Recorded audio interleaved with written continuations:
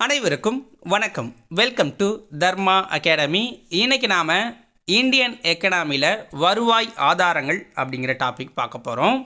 நம்ம டிஎன்பிஎஸ்சியோட நியூ சிலபஸுக்கு ஏற்ற மாதிரி ஒவ்வொரு டாப்பிக்காக வீடியோ கொடுத்துக்கிட்டு இருக்கோம். ஃபஸ்ட்டு இந்தியன் எக்கனாமியில் தான் நம்ம ஸ்டார்ட் பண்ணோம். ஃபஸ்ட்டு வீடியோவாக இந்திய பொருளாதாரத்தின் இயல்புகள் அப்படிங்கிறதும் 5 ஆண்டு திட்ட மாதிரிகள், நிதி ஆயோக் அப்படிங்கிற 3 வீடியோக்கள் கொடுத்துருக்கோம். இது 4வது வீடியோ, வருவாய் ஆதாரங்கள். ஓகேங்களா? ஸோ ரொம்ப முக்கியமான ஒரு வீடியோ பதிவு அப்படின்னு சொல்லலாம். ஸோ இது போல் தொடர்ந்து வீடியோக்கள் பார்க்கணும் அப்படின்னா நீங்கள் பண்ண வேண்டியதெல்லாம் இந்த வீடியோவுக்கு ஒரு லைக் பண்ணுங்கள். ஓகேங்களா? லைக் பண்ணுறது காசுலாம் கிடையாது, ஃப்ரீ தான். அதனால் எல்லாருமே லைக் பண்ணுங்கள். சேனலை இது வரைக்கும் நீங்கள் சப்ஸ்கிரைப் பண்ணலை அப்படின்னா சப்ஸ்கிரைப் பண்ணி சப்போர்ட் பண்ணுங்கள். ஓகேவா? ஸோ வருவாய் ஆதாரங்கள். ஓகேவா? ஸோ ஒரு நாடு ரன் ஆகணும் அப்படின்னா அதுக்கு வருவாய் வேணும். ஓகேங்களா? இப்போ ஒரு குடும்பம் ரன் பண்ணணும் அப்படின்னா சம்பாதிச்சா தான் முடியும். அதுமாரி ஒரு நாடும் சம்பாதிச்சா தான் அந்த நாட்டை அது ஒழுங்காக வழிநடத்த முடியும். ஓகேங்களா? ஸோ வருவாய் எங்கெங்கே அதெல்லாம் வருது அப்படிங்கிறத பார்க்க போகிறோம். இந்தியாவுக்கு எங்கெங்கே வருது அப்படிங்கிறது பார்க்கலாம். ஓகேவா? ஃபஸ்ட்டு 2024 to 25க்கான பட்ஜெட்டில் நம்ம நாடு எவ்வளோ வருவாய் வந்திருக்குன்னு சொல்லியிருக்கு அப்படின்னு பார்த்தீங்கன்னா 32 லட்சம். ஓகேங்களா? 32.07 லட்சம் கோடி வருவாய் வந்திருக்குன்னு சொல்லியிருக்கு. இதில் நிகர வரி வருவாய் அப்படிங்கிறது 25.83 லட்சம் கோடி. ஓகேங்களா? நிகர வரி வருவாய் எவ்வளோ? 25.83 கோடி. ஓகேவா? ஸோ இதுதான் வரி வருவாயோடு. ஸோ இந்தியாவோட முக்கியமான ஒரு வருவாய் அப்படின்னா வரி தான். அதை பற்றி தான் நம்ம டீட்டெயிலாக பார்க்க போகிறோம். ஸோ வருவாய் ஆதாரங்கள் அப்படின்னா அது 2 டைப்பாக பிரிப்பாங்க. ஓகேவா? ஒன்று வரி வருவாய், இன்னொன்று வரியற்ற வருவாய் அப்படின்னு 2ஆக பிரிக்கிறாங்க. ஸோ இதில் ஃபஸ்ட்டு வரி வருவாயை தான் நம்ம பார்க்க போகிறோம். ஓகேங்களா? ஏன்னா வரியற்ற வருவாயை தான் பார்க்க போகிறோம். ஏன்னா ஸ்கூல் புக்கில் அதான் கொடுத்துருக்காங்க ஃபஸ்ட்டு. ஓகேவா? அடுத்தது வரி வருவாயை பற்றி டீட்டெயிலாக பார்க்க போகிறோம். ஸோ அதனால் வீடியோவை ஸ்கிப் பண்ணாமல் ஃபுல்லாக பார்த்துருங்க. ஓகே? ஸோ ஃபஸ்ட்டு வரி வருவாய் அப்படிங்கிறது, அதாவது இங்கே வரி அப்படிங்கிற ஒரு வார்த்தை, வரி எப்போ ஸ்டார்ட் ஆச்சு இந்தியாவில் அப்படின்னு பார்த்தீங்கன்னா 1860 சர் ஜேம்ஸ் வில்சன் அப்படிங்கிறவர் தான் முதல்ல வருமான வரி அப்படிங்கிற ஒன்றை இந்தியாவில் அறிமுகப்படுத்துகிறார். இது எதன் காரணமாக அவர் அறிமுகப்படுத்துகிறாருன்னா 1857 பெரும்புரட்சி நடந்துச்சுல, அதை ஒடுக்கிறதுக்காக நிறைய பணங்களை செலவிட்டாங்க. ஸோ அதனுடைய இழப்பை ஈடுகட்டுறதுக்காக இந்த வரி வருவாய் அப்படிங்கிற வருமான வரியை கொண்டு வராரு சர் ஜேம்ஸ் வில்சன் அப்படிங்கிறவர். ஓகேங்களா? அதுக்கப்புறம் சுதந்திரம் வாங்கிட்டோம். இப்போ அரசோட முக்கிய வருவாய் என்ன? வரி வருவாய் தான் இருக்குது. அரசோட முக்கிய வருவாயாக வரி வருவாய் தான் இருக்குது. அரசாங்கம் தன்னோட செலவுக்காக பொதுமக்கள்கிட்டையும் நிறுவனங்கள்கிட்ட இருந்தும் வரியை விதித்து அதனோட வருவாயை உருவாக்குது. இந்தியாவில் இருக்கிற வரி விதிப்பு முறை தான் உலகத்திலே மிக பழமையான வரி விதிப்பு முறை அப்படின்னு சொல்கிறாங்க. ஓகேங்களா? ஸோ நம்மளுடைய அரசமைப்பு சட்டப்பிரிவு இருக்குல்ல, அதில் 246, அதாவது 7வது அட்டவணையில் பார்த்தீங்கன்னா தெரியும், அரசியலமைப்பு சட்டப்பிரிவு 246 மத்திய மாநில அரசுகளுக்கான சட்டமுறை வரி அதிகாரம் குறித்து தெளிவாக சொல்லியிருக்காங்க. வரி நிர்வாகம் மக்களாட்சி அடிப்படையில் மத்திய அரசு, மாநில அரசு மற்றும் உள்ளாட்சி அமைப்புகளிடையே பகிர்ந்தளிக்கப்பட்டிருக்கு. ஓகேங்களா? ஸோ இப்படி வாங்குகிற அந்த வரியை குடிமக்களோட நலத்திட்டங்களுக்கும் நாட்டின் பாதுகாப்பிற்கும் கட்டமைப்பு வசதிகளை உருவாக்குறதுக்காகவும் தான் நம்ம கவர்மெண்ட்டு பயன்படுத்துகிறாங்க. நீங்கள் வரி கட்ட வேண்டிய நிலையில் இருக்கீங்க, நல்லா சம்பாதிக்கிறீங்க, இல்லை ஒரு கம்பெனி வச்சு ரன் பண்ணுறீங்க அப்படின்னா நீங்கள் கட்டாயம் அந்த வரியை கட்டியே தான் ஆகணும். அது உங்களுடைய சட்ட கடமை. ஒரு வேளை கட்டலை அப்படின்னா தண்டிக்கப்படுவீர்கள், தண்டனைக்கு உண்டான ஒரு நபராக மாறுவீங்க. இப்போ வரி வருவாய். ஓகேங்களா? ஸோ வரி வருவாய் அப்படிங்கிறது ஒரு மொத்த டாபிக் தான். ஸோ இதில் எவ்வித பிரதிபலனும் எதிர்பாராமல் அரசுக்கு கட்டாயமாக செலுத்தக்கூடியது தான் இந்த வரி அப்படின்னு சொல்லுவாங்க. இதில் நிறைய டைப் இருக்குது. ஓகேவா? ஸோ என்னென்ன டைப் அப்படின்னு பார்த்தீங்கன்னா வருமான வரி, நிறுவன வரி, விற்பனை வரி, கூடுதல் கட்டணம், செஸ் வரி. ஓகேங்களா? இந்த டைப் தான் இருக்குது. வருமானம்னா என்ன? நம்ம சம்பாதிக்கிறதுக்கோ இல்லை நம்மக்கிட்ட இருக்க சொத்துக்கோ வரி கட்டுறோம். நிறுவன வரினா கம்பெனி வச்சிங்கன்னா அதுக்கு வரி கட்டுவீங்க. விற்பனை வரினா விற்கிற பொருளுக்கோ இல்லை நீங்கள் வாங்குகிற பொருளுக்கோ நம்ம தான் வரி கட்டுறோம். தனிநபர் தான் எல்லாத்துக்குமே வரி கட்டுவாங்க. கூடுதல் கட்டணம் அப்படின்னா உங்களுக்கு பார்த்தீங்கன்னா நீங்கள் சான்றிதழ்கள் வாங்குறதோ இல்லை ஏதாவது ஒரு லைசன்ஸ் வாங்குறதோ இல்லை பாஸ்போர்ட் வாங்குறதோ இதுக்கு கட்டுற கட்டணம், உங்களுக்கு கொடுக்குற சேவைக்காக கொடுக்குற கட்டணம். செஸ் வரினா வரிக்கு வரி. ஓகேங்களா? வரிக்கு வரி அப்படி கட்டுற மாதிரி இருக்கும். இப்போ நிறுவனங்கள் மாதிரியான ஒரு பெருநிறுவனங்கள் கட்டக்கூடிய வரி செஸ் வரி. ஓகேங்களா? இப்போ ஃபஸ்ட்டு வரியற்ற வருவாய் தான் நம்ம பார்ப்போம்னு சொல்லியிருந்தோம். ஓகேங்களா? ஸோ அதை பார்த்துட்டு அடுத்து வரி வருவாயை பற்றி பார்க்கலாம். இந்த வரியற்ற வருவாய் வரி இல்லாத ஆதாரங்கள்லேருந்து அரசினால் பெறப்படுகின்ற வருவாய் தான் இந்த வரியற்ற வருவாய் அப்படிம்பாங்க. அது எதன் மூலம் வருது அப்படின்னா கட்டணம். ஃபஸ்ட்டு கட்டணம் இருக்குது. சேவை நமக்கு கொடுக்குற சேவை, இந்த வங்கி சேவையாக இருக்கலாம், இல்லை தாசில்தார் ஆஃபீஸ், இந்த கவர்மெண்ட் ஆஃபீஸில் நமக்கு சேவை பண்ணுறாங்கல்ல, பிறப்பு சான்றிதழ், இறப்பு சான்றிதழ், இந்த சான்றிதழ்கள் வாங்குறது, ஓட்டுநர் உரிமம் போன்ற ஆஃபீஸ் இருக்குல்ல, ஸோ இதுக்கு நம்ம கட்டணம் பே பண்ணுவோம். ஒரு இதுக்கும் ஒரு 150 200 பே பண்ணுறோம்ல, இதுதான் கட்டணம். ஓகேங்களா. தண்டத்தொகை அப்படிங்கன்னா சட்டத்தை மீறுவோர் செலுத்துவது. ஒரு ஜாமீன் வாங்குறதோ இல்லை ஒரு லைசன்ஸ் இல்லாமல் வண்டி ஓட்டினா ஃபைன் கட்டுறது தண்டத்தொகை அப்படின்னு சொல்லுவாங்க. பொதுத்துறை நிறுவனங்களின் வருவாய், உபரி வருமானம், அதாவது பிஎஸ்என்எல், எல்ஐசி, ஸோ இது மாதிரி பொதுத்துறை நிறுவனங்கள் என்னென்ன இருக்கோ அதில் இருக்கிற உபரி வருமானத்தையும் கவர்மெண்ட் எடுத்துக்கும். ஓகேங்களா.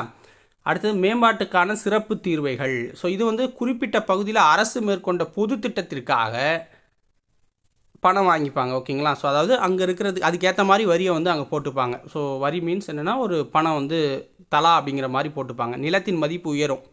ஒரு ஸ்கீம் அங்கே கொண்டு வராங்கன்னா அந்த ஏரியாவில் இருக்கிற ஒரு காலேஜ் வருது, ஒரு கோர்ட் வருதுன்னா அந்த இடத்துல இருக்கிற நிலத்தோட மதிப்பு உயரும்.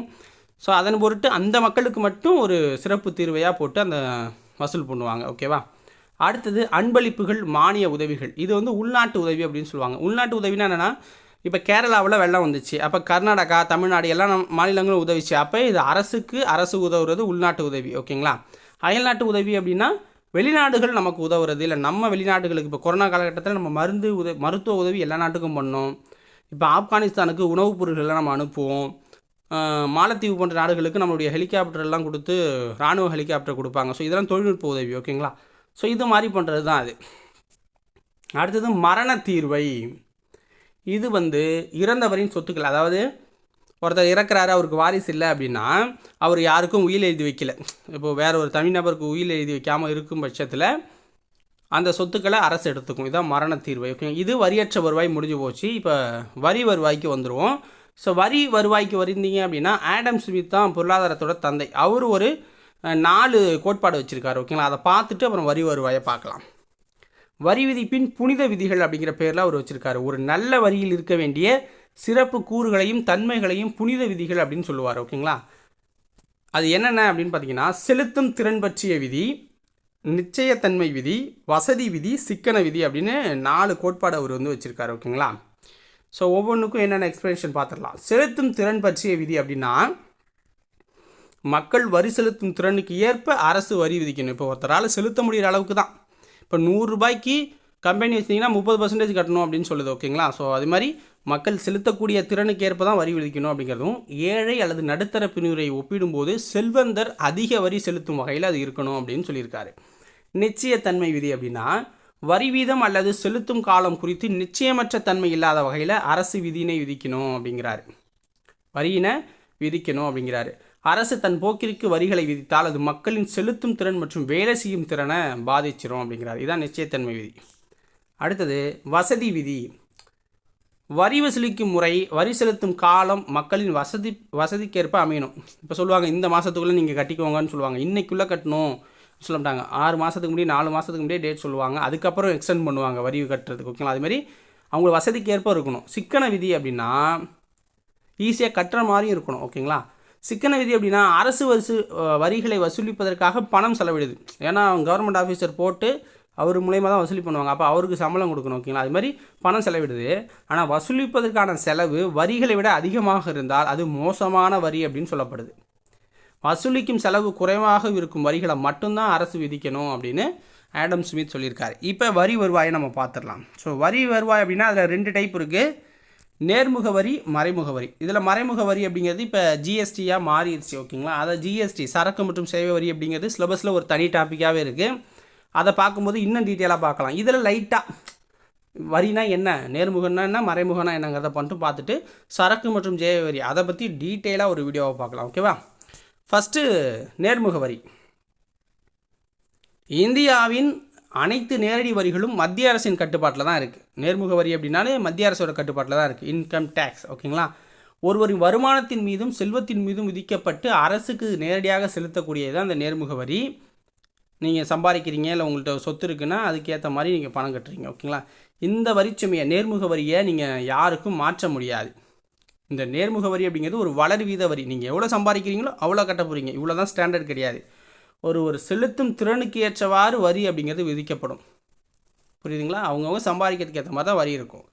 செல்வந்தர்களிடமிருந்து அதிக வரியும் ஏழைகள்கிட்டருந்து குறைவான வரியும் இதில் வந்து வசூலிக்கப்படுது நேர்முக வரியில். ஓகேவா? எடுத்துக்காட்டு என்ன சொல்லலாம் அப்படின்னா, வருமான வரி, மூலதன ஆதாய வரி, சொத்து வரி, பத்திர பரிவர்த்தனை வரி, வங்கியில் மேற்கொள்ளும் பண பரிவர்த்தனை வரி, பயன்கள் வரி அப்படிங்கிறதெல்லாம் நேர்முக வரி. நேர்முக வரியோட நன்மை அப்படின்னா சமத்துவம். ஓகேங்களா? இதில் சமத்துவம் வந்து ஃபாலோ பண்ணப்படுது. ஏன்னா நேர்முக வரிகள் அப்படிங்கிறது வளர் வீதம் கொண்டது. ஒவ்வொருத்தவங்களுக்கும் ஒவ்வொரு மாதிரி. நீங்கள் அதிகமாக சம்பாதிச்சா அதிகமாக கட்ட போகிறீங்க, கம்மியாக சம்பாதிச்சா கம்மியாக கட்ட போகிறீங்க. வரி அடிப்படையை பொறுத்து வரி விகிதம் மாறும் அப்படிங்கிறாங்க. ஓகேங்களா? வருமான வரி அதுக்கு எக்ஸாம்பிளாக சொல்லியிருக்காங்க. இதனால் சமத்துவம் கொண்டது அப்படிங்கிறாங்க. நிச்சயத்தன்மை அப்படின்னா வருமான வரி செலுத்துபவர் எங்கு, எப்பொழுது, எவ்வளவு வரியை செலுத்தணும் அப்படிங்கிறது அவர் ஏற்கனவே தெரிஞ்சிருப்பார். ஏன்னா அந்த அளவுக்கு அதில் வந்து நேர்முக வரியில் ஈஸியாக புரிஞ்சிடும் எல்லாருக்கும். நெகிழும் தன்மை. வருமானம் வரியானது வருமானத்தின் நெகிழ்ச்சியை பொறுத்து அமையும். வருமான வட்டம் உயரும் போது அரசிற்கான வருவாயும் உயரும். ஓகேங்களா? இதுதான் நெகிழும் தன்மையில் இருக்குது. சிக்கனம். வரி வசூலிக்கும் செலவுகள் இதில் வந்து குறைவு. ஏன்னா நம்ம டைரெக்டாகவே அரசுக்கு வரியை செலுத்திடுறோம் அப்படிங்கிறதால. நேர்முக வரியோட தீமை என்ன அப்படிங்கிறத பார்க்கலாம். பிரபலமின்மை. வசதி குறைவானதாகவும் நெகிழ்ச்சி குறைவானதாகவும் இது வந்து இருக்குது, பிரபலம் இல்லாமல். ஸோ குடிமக்கள்லாம் உற்பத்தி திறன் பாதிக்கிறது அப்படின்னா குடிமக்கள் அதிக வரி தொகையை செலுத்த வேண்டியதால் வருமானம் அதிகம் ஈட்ட வேண்டும் என்ற, இப்போ நம்ம எவ்வளோ சம்பாதிச்சாலும் வரியில் தான் போகுது அப்படிங்கிறதால உழைக்கணுங்கிற எண்ணமே மக்கள்கிட்ட இல்லாமல் போயிடுது. வசதி குறைவு அப்படின்னா இதில் கணக்கு பராமரித்தல், வரி தாக்கல் செய்கிறது, மொத்தமாக வரி செலுத்துறது, இதெல்லாம் இருக்கிறதால கொஞ்சம் இதாகுது, டிஸப்பாயின்மெண்ட்டாக இருக்கும். அடுத்து வரி ஏய்த்தல். இப்போ ஒருத்தர் சம்பாதிக்கிறோம், நம்ம சம்பாதிக்கிறதை ஏன் கவர்மெண்ட்டுக்கு கட்டணும் அப்படின்னு நினச்சி வரி கட்டாமல் அவர் வந்து தப்பிக்க பார்க்குறாரு. ஓகேங்களா? இதனால தான் கருப்பு பணம் அப்படிங்கிறது உருவாகுது. இப்போ மறைமுக வரியை பார்க்கலாம். ஓகேங்களா? ஸோ இதுதான் ஜிஎஸ்டியாக மாறிச்சு. மொத்தமாக ஒரே நாடு ஒரே வரி அப்படிங்கிற மாதிரி. பண்டங்களையோ பணிகளையோ வாங்குவோர் மீது விதிக்கப்படுற வரி தான் இந்த மறைமுக வரி. பண்டம் அப்படின்னா உற்பத்தி பொருள், பணி அப்படின்னா அதற்கான செய்கிற வேலை. ஓகேங்களா? இந்த வரியை மற்றொரு மீது மாற்ற முடியும். அந்த மற்றொரு யாருன்னா கன்சியூமரான நம்ம தான். ஓகேங்களா? கஸ்டமர் கூட கிடையாது, கன்சியூமரான நம்ம. ஏழை அல்லது பணக்காரர் என யாராக இருந்தாலும் அவர்கள் மீது சமமாக இது வந்து சுமத்தப்படுது. ஓகேங்களா? சமமாக இது சுமத்தப்படுது. இதுதான் இதில் இருக்க ஒரு தீமை. அதை டீட்டெயிலாக கீழே பார்க்கலாம். எடுத்துக்காட்டு சரக்கு மற்றும் சேவை வரியை சொல்லுவாங்க. ஸோ இந்த மறைமுக வரியில் உற்பத்தி வரி இருக்குது, விற்பனை வரி இருக்குது, சுங்க தீர்வு இருக்குது, கேளிக்கை வரி இருக்குது, சேவை வரி இருக்குது. ஓகேங்களா? இது எல்லாத்துலேயும் பலியாடி யாருன்னா நம்ம தான், கன்சியூமர் தான். ஓகேங்களா? கன்சியூமர். ஓகேங்களா? எல்லாருமே ஒரு விதத்தில் கன்சியூமர் தான். இன்றைக்கி ஓனராக இருக்கவங்க வேறு ஒன்றை கன்சியூம் பண்ணும்போது அவங்க கன்சியூமராக மாறிடுவாங்க. ஓகேவா? ஸோ ஃபஸ்ட்டு உற்பத்தி வரியை பார்க்கலாம். உற்பத்தியாளர் வரியை செலுத்தினாலும் அச்சுமையை மொத்த அல்லது சில்லறை விற்பனையாளரிடம் மாற்றி விடுவார். அதாவது இப்போ ஒரு பொருளை உற்பத்தி பண்ணுறீங்கன்னா கவர்மெண்ட்டுக்கு வரி செலுத்துவார். ஓகேங்களா? அது ஓகே. ஆனால் அவர் செலுத்துகிற அந்த வரியவும் சேர்த்து தான் அந்த பொருளோட விலையாக வைப்பார். ஸோ அந்த வரி ஆட்டோமேட்டிக்காக சில்லறை விற்பனையாளர்கிட்ட வந்துடும். ஓகேங்களா? இப்போ அடுத்து விற்பனை வரிக்கு வருவோம். அந்த சில்லறை விற்பனையாளர் பே பண்ணிடுவார்னு வச்சுக்கோங்க. இப்போ கடை உரிமையாளர் அல்லது சில்லறை விற்பனையாளர்களால் முதலில் செலுத்தப்படும். அவங்க வாங்கும்போது பே பண்ணி வாங்கிடுவாங்க ஜிஎஸ்டி வரி. அந்த வரியை அவர் என்ன பண்ணுவார், அவரும் அந்த பொருள் மேலே வச்சு விற்று நம்மக்கிட்ட தள்ளி விட்டுருவார். யார் மேலே தள்ளுவார்? அந்த பொருளை வாங்குகிற நுகர்வோர் மீது தள்ளி விட்டுருவார், கன்சியூமர் மேலே. ஓகேங்களா? ஏன்னா அவர் வாங்குகிற விலையை விட ₹1 கூட வச்சு தானே விற்கிறார் நமக்கு. அவருடைய லாபம் ப்ளஸ் வாங்குகிற விலைக்கு அப்படியே விற்றுருவார்னு வச்சுக்கோங்க. அடுத்து விற்பனை வரி, சுங்கத்தீர்வை. வெளிநாடுகளில் இருந்து பெறக்கூடிய பண்டங்களுக்கு இறக்குமதி தீர்வை செலுத்தப்படும். வெளிநாட்டிலேருந்து இறக்குமதி பண்ணுறதுக்கு வரி கொடுக்குறாங்க. ஆனால் இதனை இறுதியாக நுகர்வோர் மீதும் சில்லறை வணிகர்கள் மீதும், ஏன்னா என்ன செலவாகுதோ இறக்கிறதுக்கோ ஏற்றுறதுக்கு என்ன வரி கவர்மெண்ட் போட்டாலும் அதை சேர்த்து தான் நம்மக்கிட்ட தள்ளி விடுவாங்க. ஸோ அதனால் அதுவும் நம்மக்கிட்ட தான் வருது. கேளிக்கை வரி. படத்துக்கு போகிறோம். ஓகேங்களா? ஸோ படம் போனோம் அப்படின்னா திரையரங்க உரிமையாளர் மீது உள்ள பொறுப்பை திரைப்படம் காண வர நம்மக்கிட்ட தான் அந்த வரியை மாற்றி நம்மக்கிட்ட தான் அதிகம் வாங்குகிறாங்க. அடுத்தது சேவை வரி. இந்த தொலைபேசி, காப்பீட்டு, உணவு விடுதி முதலான சேவைகளுக்கும் செலுத்தக்கூடிய கட்டணம் தான் சேவை வரி. ஓகேங்களா? இப்போ மறைமுக வரியோட நன்மை என்ன அப்படின்னா பறந்து காணப்படுதல் அப்படின்னா எல்லா நுகர்வோர்களும் அவர்கள் ஏழை அல்லது பணக்காரர்களாக இருந்தாலும் மறைமுக வரியை செலுத்தணும் அப்படிங்கிறது. அதாவது ஏழையாக இருந்தாலும் ஒரு பொருள் வாங்குவார், பணக்காரராக இருந்தாலும் ஒரு பொருள் வாங்குவார். ஓகேங்களா? ஸோ அவர் வரி செலுத்துவார். இப்போ நேர்முக வரி செலுத்துறது இந்தியாவில் 2% தான் நேர்முக வரி செலுத்துகிறாங்க அப்படின்னா, மறைமுக வரி அப்படின்னா 100% பேரும். ஏன்னா ஏதோ ஒரு பொருள் கடையில் வாங்கிட்டு தான் இருக்கும், அதுக்கு நம்ம மறைமுகமாக 5%, 8%, 10% ஒவ்வொரு பொருளுக்கு உண்டான வரியை கட்டிட்டு தான் இருக்கும். அடுத்தது சமத்துவம். பணக்காரர்களால் பயன்படுத்தக்கூடிய ஆடம்பர பண்டங்கள் மீது அதிக வரி சுமத்தப்படுவதால் மறைமுக வரி சமத்துவ விதியின் அடிப்படையில் அமையுது. இப்போ பணக்காரங்கன்னா அவங்களுக்கு ஏற்ற மாதிரி லக்ஸூரியஸாக வாழ்வாங்க. ஸோ அந்த பொருளுக்கெல்லாம் அதிக வரி விதிச்சிருக்காங்க நம்ம கவர்மெண்ட்டு. ஸோ அதனால் இது சமத்துவ விதியின்படி அமையுது. ஓகேங்களா அப்படின்னு சொல்கிறாங்க. அடுத்து சிக்கனத்தன்மை. உற்பத்தியாளர்களும் சில்லறை விற்பனையாளர்களும், அதாவது உற்பத்தி பண்ணுறவங்களும் கடைக்காரங்களுமே வரியை வசூலித்து அரசுக்கு செலுத்துகிறாங்க. அதனால் வசூலிப்பதற்கான செலவு குறைவுங்கிறாங்க. வணிகர்கள் மதிப்புமிக்க வரி வசூலிப்பார்களாக இதில் செயல்படுற மாதிரி சொல்கிறாங்க. அடுத்தது உடலுக்கு தீங்கான பண்டங்கள் நுகர்வை குறைக்கிறது. இந்த புகையிலை, மது போன்றதுக்கெலாம் ஜிஎஸ்டி அதிகமாக இருக்கும் வரி. ஓகேங்களா, இதனால் அதோடைய பயன்பாடு குறையும் அப்படிங்கிற மாதிரி சொல்கிறாங்க. பட் குறையெல்லாம் குறையலை. ஓகேவா. அடுத்து வசதியானது. பண்டங்கள் பணிகள் மீது விதிக்கப்படுது அப்படிங்கிறாங்க இந்த வரிலாம். நுகர்வோர் இதனை வாங்கும்போது விலையுடன் சேர்த்து செலுத்தி விடுறதால வரி செலுத்துவதை அவங்க உணர்வதில்லை. ஒரு பொருள் வாங்குகிறோம் அப்படின்னா 30 ரூபானா 30 ரூபா கொடுத்துட்டு வந்துடுவோம். அதில் வரி நம்ம செலுத்துகிறோம், பட் யாருக்கும் தெரியாது அதோட விலை 30 ரூபா நம்ம வாங்கிட்டு வந்துடுறோம். ஓகேங்களா. அடுத்து மறைமுக வரியோட தீமை என்னென்ன அப்படின்னு பார்க்கலாம். ஓகேவா. ஸோ வசூலிக்கும் செலவு அதிகம் அப்படிங்கிறாங்க. அதாவது அரசு பெரும் தொகையை மறைமுக வரி வசூலிக்க செலுத்துகிறாங்க. ஏன்னா எல்லார்கிட்டையுமே கலெக்ஷன் பண்ணிக்கிட்டே இருக்கணும், அதுக்காக பெரிய நெட்வொர்க் ஒர்க் பண்ணணும்ல. நெகிழ்ச்சியற்ற தன்மை. மறைமுக வரிகள் எப்போதும் சமமான விகிதாச்சார விதத்தில் அமையும். அப்படின்னா என்னென்னா, ஏழையாக இருந்தாலும் சரி, பணக்காரனாக இருந்தாலும் சரி, ஒரே அளவு தான். அவன் வாங்குகிற பேஸ்ட்டாக இருந்தாலும் அவன் 1 ரூபா கட்டுறானோ நம்மளும் 1 ரூபா கட்டிட்டு போகிறோம். அதனால் நெகிழ்ச்சித்தன்மை கிடையாது இதில். தேய் வீதம். சில நேரங்களில் நீதியற்ற தேய் வீதத்தன்மை கொண்டது. அதாவது நீதியற்றதுன்னா அதே தான், ஏழை பணக்காரன் இருவரும் ஒரே வரி தொகையை செலுத்துறது தான். அடுத்தது உறுதியின்மை. மறைமுக வரிகள் உயரும் போது விலை உயருது. அதாவது வரியை கவர்மெண்ட் 10%லேருந்து 15% உயர்த்துனா அந்த பொருளோட விலை ஆட்டோமேட்டிக்காக உயர்ந்து போகும். ஏன்னா அவனுடைய ப்ராஃபிட் என்னவோ அதை ஏற்றி வச்சு தான் அந்த வரியை சொல்லுவான். ஓகேவா. அதனால் பண்டங்களுக்கான தேவை குறையும். விலை உயர்ந்துச்சுன்னா அதை வாங்குகிற மக்கள் கொஞ்ச நாளைக்கு வந்து வேண்டாம், அது அதிகமாக இருக்குது அப்படின்னு நிப்பாட்டுவாங்க. அப்போ அரசு எதிர்பார்க்கக்கூடிய வருவாய் வசூல் பற்றி உறுதியற்ற தன்மை காணப்படுது. அடுத்தது குடிமை உணர்வின்மை. இது என்னென்னா, விலையுடன் வரி மறைந்திருப்பதால் நுகர்வோர்கள் வரி செலுத்துவது பற்றி விழிப்புணர்வாக இல்லை. புரியுதுங்களா. விழிப்புணர்வே அவங்களுக்கு இல்லை. அவங்க அப்படியே ஒரு பொருளோட விலை தான் அப்படின்னு நினச்சி வாங்கிட்டு வராங்க. ஸோ அடுத்தது இந்த வரியை பற்றி ஒரு 2 ஆசிரியர்கள் சொன்னதை பார்க்கலாமா. வரி என்பது ஒரு குடிமகன் அரசுக்கு கட்டாயமாக செலுத்துகை அப்படிங்கிறாங்க. செலுத்துகையாகும். அரசிடமிருந்து எவ்வித நேரடி நன்மையும் எதிர்பார்க்காமல் கட்டாயமாக செலுத்த வேண்டியதே வரி. இது யார் சொல்லியிருக்காருன்னா பேராசிரியர் செலிக்மேன் அப்படிங்கிறவர். நேர்முக வரி என்பது யார் மீது வரி விதிக்கப்பட்டதோ அவரே அவ்வரியை செலுத்துவதாகும். இது வந்து ஜேஎஸ் மில்லின் அவர்கள் சொல்லியிருக்காரு. இதோட வருவாய் ஆதாரங்கள் அப்படிங்கிற வீடியோ முடியுது. உங்களுக்கு வீடியோ பிடிச்சிருந்தா ஒரு லைக்கை போட்டுவிட்டு சேனலை சப்ஸ்கிரைப் பண்ணி சப்போர்ட் பண்ணுங்கள். நாளைக்கு வேறொரு வீடியோ பதிவில் உங்களை வந்து சந்திக்கிறேன். நன்றி, வணக்கம்.